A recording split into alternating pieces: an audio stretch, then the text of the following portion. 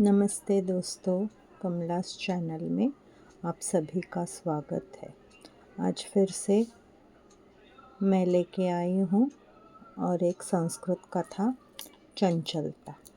तो अगर आपको ये कथा अच्छी लगे तो ज़रूर लाइक करना, कमेंट करना और इसे शेयर करना मत भूलना और सब्सक्राइब करके जो घंटी है उसको दबा देना ताकि मैं जो वीडियो डालूँगी आपको पहले मिल जाए। तो चलिए संस्कृत में कथा सुनते हैं मेरी ज़ुबान। कथा का नाम है चंचलता। जनवरी मासे मालती विवाहं कृत्वा अजयस्य गृहम् आगत्य चतुर्मासेषु अजयः मासत्रयं यावत् सिङ्गापुरे गन्तुम् अभवत्।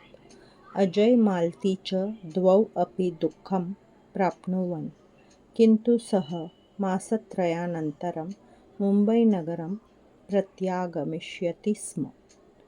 मालती कार्यं न कुर्वती आसीत्, किन्तु तस्याः श्वश्रुः विद्यातायी, मृगविराजः, तस्य पत्नी च तेषां पुत्र अनिकेतः अस्मिन् विशाले फ्लैट् मध्ये एकत्र निवसति स्म। प्रभादेवी इव अपस्केल स्थानीयतायां 3 बेड्रूम् फ्लैट्, प्रत्येकस्मिन् बेड्रूम् गैलरी, उच्चगुणवत्तायुक्तं फर्निचर्, उत्तमः किचन्, पार्किङ्ग् स्थाने 2 बृहत्काराः, ड्रैवर् इत्याद्यः अजितः बहुराष्ट्रीय औषधकम्पन्याम् उत्पादप्रबन्धकः अस्ति। तथा च तस्य अग्रजः विराजः चार्टेड् अकौण्टेण्ट् अस्ति। तस्य पिता अपि CA फर्म् आसीत्, यस्य प्रबन्धकः विराजः आसीत्। तस्य पत्नी लक्ष्मी अपि धनिककुटुम्बस्य अस्ति। मालती अपि आयकर पदाधिकारिणी पुत्री अस्ति। यद्यपि लक्ष्मी मालती च कार्यं न कुर्वन्तौ आस्तां, तथापि ते स्वप्नतया बहु आभूषणं धारयित्वा श्वशुरेभ्यः बृहत् उपहारं दत्त्वा अस्मिन् गृहे आगताः आसन्।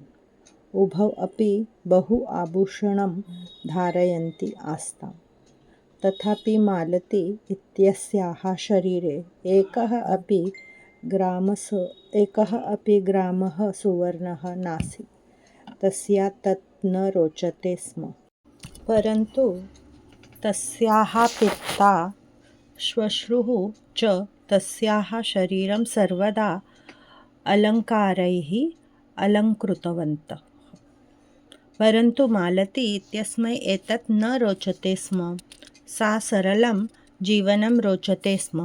तेषां काराः आसन्, तेषां चालकाः आसन्, किन्तु सा बहिः गच्छन्ती पदातिना बसयानेन वा गच्छति स्म। तस्याः क्रयणम् अपि सरलम् आसीत्। एकदा सम्बन्धस्य विवाहः जातः। तदा तस्याः श्वश्रुः स्नुषद्वयं मुम्बैनगरस्य एकस्मिन् विशाले दुकाने शापिङ्गार्थं नीतवती। कारात् अवतीर्य दुकानं गच्छति। सा सहसा सहपाठिनी अनुजाम् अवाप्तवती। बहुवर्षेभ्यः परं तां दृष्ट्वा सा निवत्तर्य पृष्ठतः आलिङ्गितवती। अनुजा भम्बावली मालती दृष्ट्वा सा प्रसन्ना अभवत्। पुरुषः कति वर्षाणाम् अनन्तरं कुत्र असि? अहो, अस्मिन् वर्षे मम विवाहः अभवत्।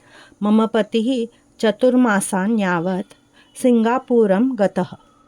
अच्छा, साधु, त्वं कार्यं करोषि किं न? न ग, अहं कर्तुम् इच्छामि स्म, किन्तु गृहे वक्तुम् आवश्यकता नास्ति। भवन्तः कार्यं कुर्वन्ति किम्? यदि एवं कथं वयं कार्यं विना जीवन्तु शक्नुमः?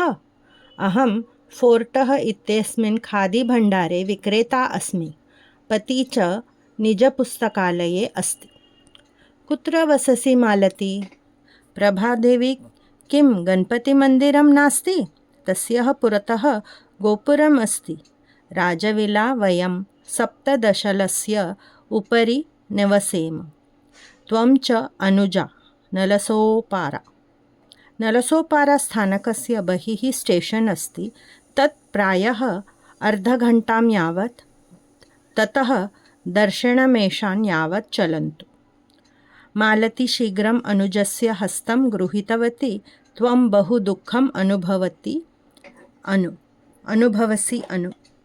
दुःखं भवति, किं कर्तव्यम्? अस्माकं संयुक्ताः आयः कियत्?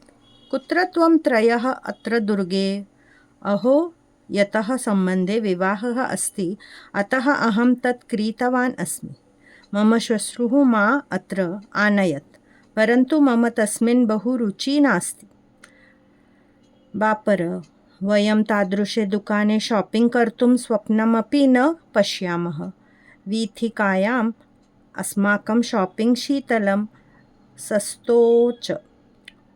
अनुजा स्मितं कृत्वा गन्तुम् आरब्धा। मालती तस्य अनुसरणं कृत्वा समृद्धं महत् दुकानं पदाति। मालती तस्मिन् महत् वस्त्रदुकाने प्रविष्टा, यत्र तस्याः श्वश्रूः भ्राता च नूतनानि शालानि क्रेतुं त्वरया आस्ताम्। अनेकानि शालानि प्रयतित्वा अन्ते ते द्वौ वा शालौ क्रीतवन्तौ। मालती किमपि न क्रीतवान्। तस्याः श्वश्रूः आश्चर्यचकितः अभवत्। किमर्थम्? अद्यापि न चिनोति वा? न इच्छामि। मम विवाहात् 4 सन्ति। अहं समानं धारयितुं न शक्नोमि। तथा च नूतनेन किं कर्तुं शक्नोमि? अहो, मम भ्रातुः विवाहः अस्ति। विवाहशालेन सह तं वहशिष्यसि वा? आम्, मम नट्स् क्रीडनं न रोचते। धनस्य अपव्यय एव। शालु नेसिन् मे। अच्छा, महिला भवतः पसन्दः। परन्तु त्वम् अजायं वक्ष्यसि। एनी लक्ष्मी च अस्मान् शालुरूपेण गृहीतवन्ती। अहं न पृष्टवान्। अहं किमपि वक्तुं न इच्छामि। ते अपि जानन्ति यत् अहं कथम् अस्मि। मालती याने उपविष्टवती। तस्याः श्वश्रूः जौलक्ष्मी च तां नूतनस्य शालस्य मूल्यं वर्णं च कथयन्ति स्म, किन्तु तस्याः शिरः न प्राप्यते स्म। अनुजा तस्याः नेत्रयोः पुरतः आगच्छन्ति स्म।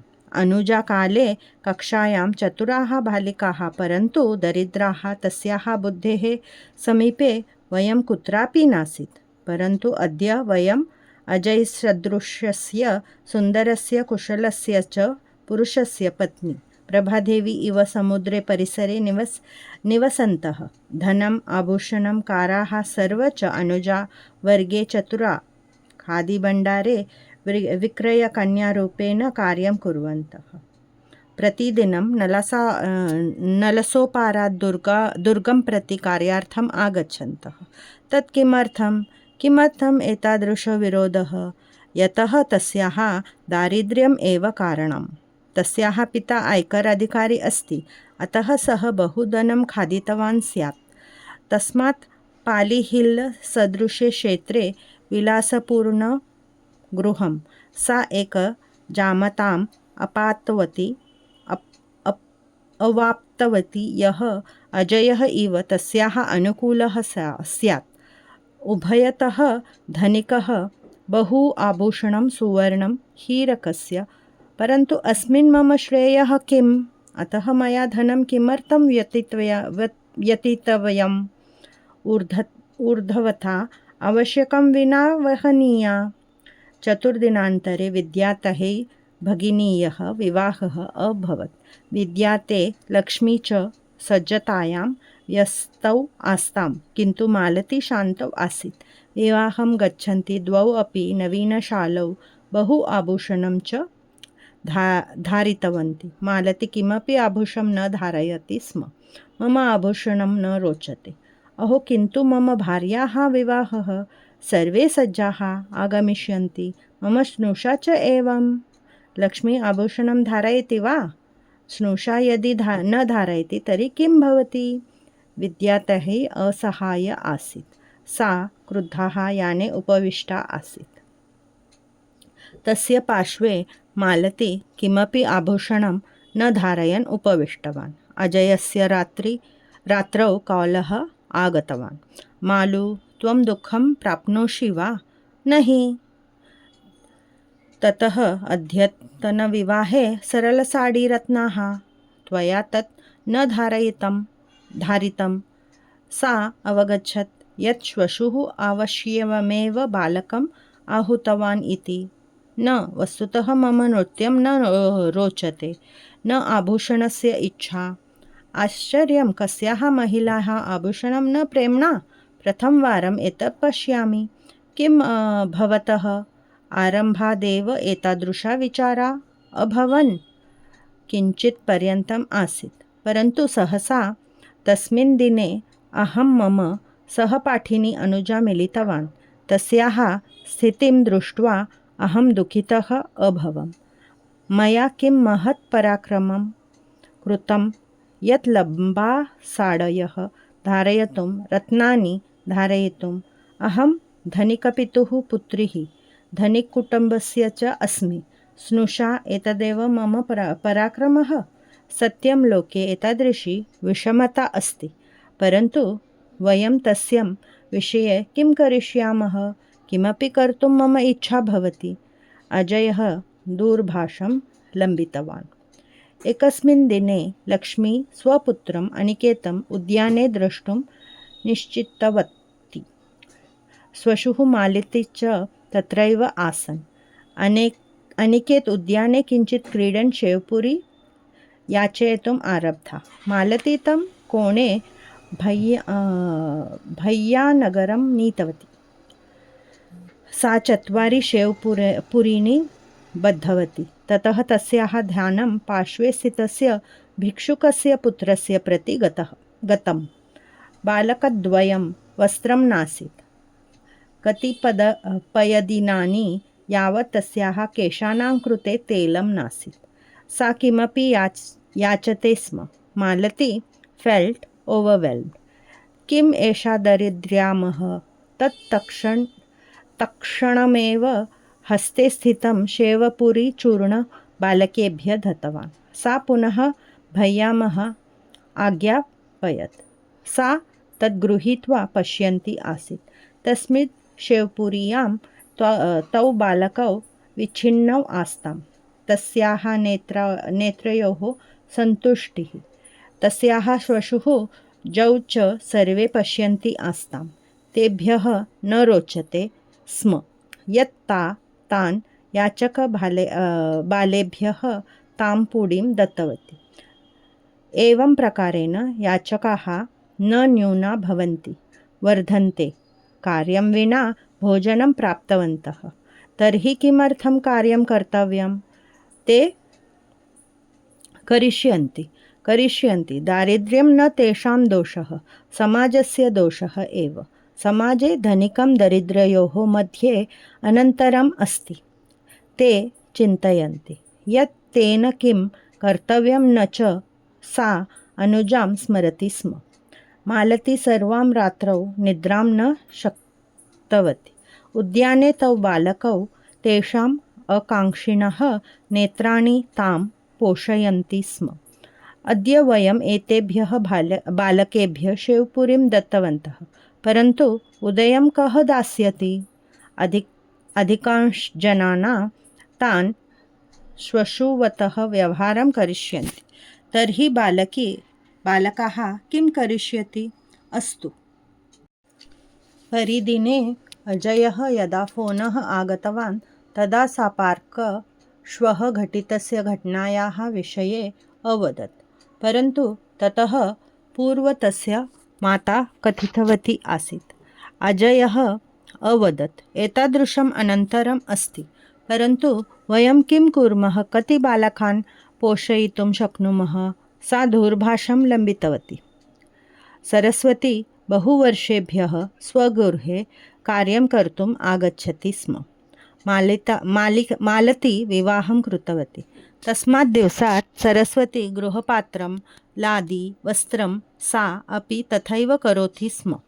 सहसा आगमनं त्यक्तवती। लक्ष्मी तस्या नम्बरः आसीत्। सा नित्यं फ़ोन् करोति स्म, किन्तु कोऽपि न उद्धृतवान्।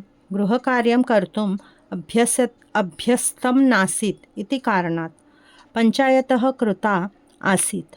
परन्तु मालती तस्याः कार्याणि करोति स्म, परन्तु सा अपि चिन्तयति स्म। सरस्वती आगमनं त्यक्तवती, परन्तु दूरभाषः अपि निष्क्रियः आसीत्। सा लक्ष्मीं स्वगृहस्य पत्तनं पृच्छन्तौ च सरस्वत्याः कुटीरं प्राप्तवती।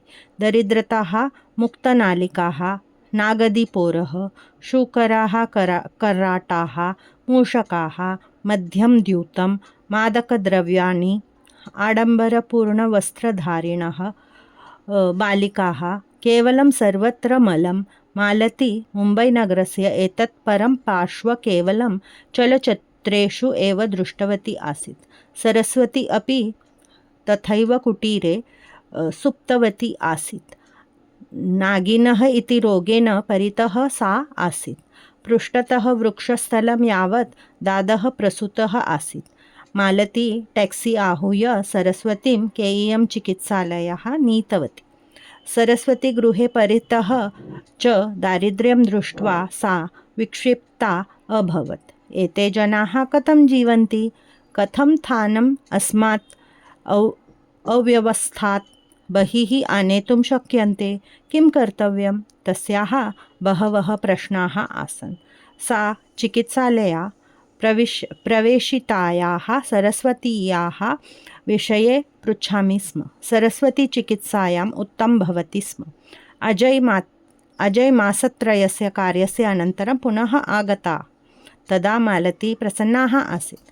अजयः तस्या मतस्य आदरं कुर्वन् गृहे तस्या योग्यपुरुषः आसीत्। सा इदानीम् अजयेन सह अस्मिन् विषये वार्तालापं कर्तुम् आरब्धा।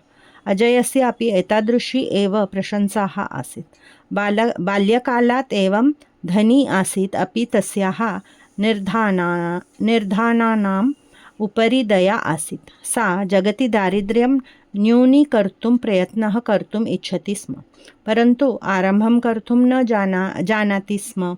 अजयः तस्याः कृते पत्रिकाम् आनयत्। तस्मिन् पुणे-नगरस्य एकः वैद्यः भिक्षूणां बालकानां कृते एकक्रियाकलापं चालयति स्म। सा अजयं पुणे नीत्वा अस्य वैद्यस्य साक्षात्कारं कृतवती। तस्य कार्यं दृष्टवती। सा प्रभाविता अभवत्। सा वैद्यम् अवदत्, भवतः इव अहमपि कार्यं कर्तुम् इच्छामि। कुतः आरम्भः करणीयः? भवन्तः जानन्ति, निर्धनपरिवारात् आरभतः। तस्य परिवारस्य समर्थनं कुर्वन्तु, बालकान् शिक्षयन्तु। भवन्तः जानन्ति, निर्धनं परिवारात् आरभतः। तस्य परिवारस्य समर्थनं कुर्वन्तु, बालकान् शिक्षयन्तु। मालती चिन्तयति स्म, कुतः आरभ्यत इति। सहसा तस्याः नेत्रयोः पुरतः सरस्वतीया कुटीरम् अविर्भूतम्। तस्मिन् कुटीरे भर्ता पुत्रद्वयेन च परित्यक्ताः सरस्वत्याः कन्याः आसन्। सरस्वती इदानीं स्वस्थः भूत्वा गृहम् आगता आसीत्। सा सरस्वती गृहं गताः। सरस्वती पुत्र्याः द्वौ बालकौ अद्यापि विद्यालयं न गच्छतः आसीत्। परितः 12 अपि एतादृशाः बालकाः आसन्। सा अजय इत्यस्मै कार्यस्य व्यवस्थां कर्तुम् अवदत्। एतान् 14 बालान् दादरः विद्यालये प्रवेशितवती। यथा सरस्वत्याः स्नुषा गृहे उपविष्टा आसीत्, तथैव परितः 6 बालिका गृहे शून्याः आसन्। एताः बालिकाः कुर्त्या परिधान कम्पनीया कार्याणि प्राप्तवन्तः। एतां वार्तां श्रुत्वा अधिकाः महिला तस्याः सङ्गमे आगताः। सा तान् सर्वान् चिकित्सालयेषु, मालेषु, कुरियर् सेवासु, होटलेषु च कार्याणि प्राप्तवती। तस्मिन् क्षेत्रे इदानीं तस्याः वचनं योग्यम् आसीत्। अजयः प्रशंसयाः सर्वं पश्यति स्म। मालती प्रसन्नाः आसीत्। पुनेतः वैद्या अपि आह्वानं कृत्वा पृच्छन्ति स्म। मालतीयाः व्यापारं वर्धितः। ततः सन्ध्या मीना तस्या साहाय्यार्थम् आगता।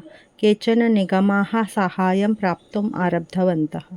पात्रात् साक्षात्काराः आगन्तुम् आरब्धाः। साक्षात्कारे सा अवदत्, अहं चञ्चलः अस्मि। अहं धनेन आभूषणेन च सन्तुष्टः नासीत्। समाजे बहवः जनाः दरिद्रतायां सन्ति। वयं तान् सर्वान् बहिः नेतुं न शक्नुमः, परन्तु न्यूनातिन्यूनं केचन पुणेनगरस्य एकः वैद्यस्य भिक्षुकान् नाशयितुं प्रयतते सर्वे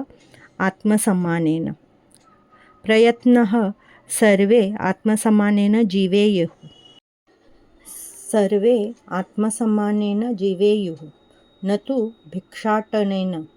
बहुकालानन्तरम् अजयः मालती च गपशपं कृत्वा चायं पिबन्तौ आस्ताम्।